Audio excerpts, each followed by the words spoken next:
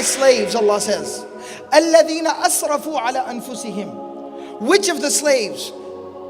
That the ones who have crossed all lines and boundaries against themselves, the ones who have harmed themselves, the ones that have done severe harm to themselves, by living a life of sin, by living a life of hopelessness, by living a life of disobedience to Allah, by living a lifestyle that is harmful to them. But something beautiful that the scholars point out, Allah still calls them my slaves.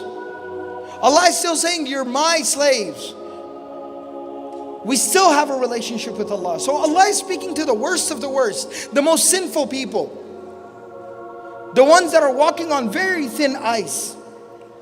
Ya ibadi, O my slaves, alladhina asrafu ala anfusihim, the ones who have done severe harm to themselves. Allah gives them an instruction. He forbids something.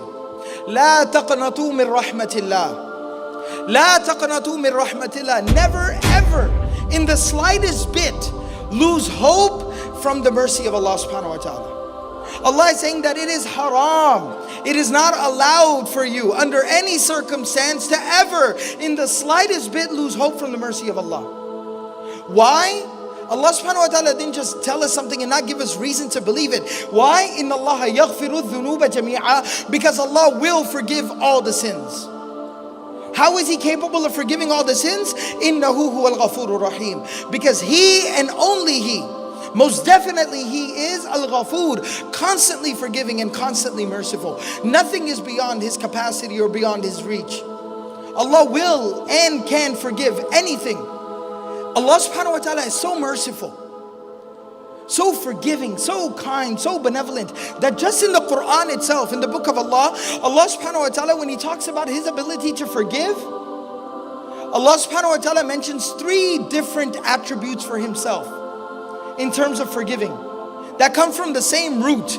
The root word is ghafara, which literally means to cover something up. It means to forgive a sin as if it never even existed, like it was never even there.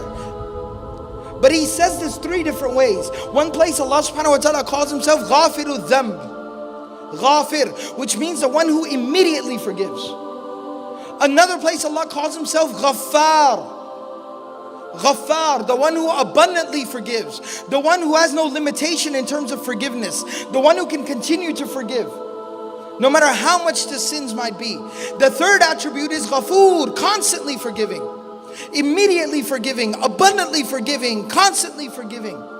That's who Allah is. That's our introduction to Allah. Inna rahmati sabaqat ghadabi. Allah says that my mercy, in a hadith Qudsi, Allah says that most definitely my mercy, it encompasses and surrounds everything.